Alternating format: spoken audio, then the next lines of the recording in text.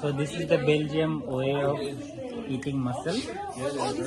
You take an empty shell. Eat it. No. No, you eat it. I like the smaller ones. Yeah. One mayonnaise. I have another one. And maybe you would also like them a lot. They were also big. Was it good? So right now, Fine. Belgium was and then we have to decide for week where do we take them to. Go back. I still have to. Even stuck on the shell. I really like you too. Very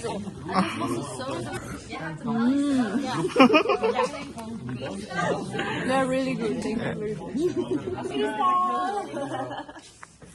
Oh no, it's raining. It's not actually taste test, but it's a mukbang. I also like with the you really do whatever you want with that. But maybe It's nice. Very good. Very, very good.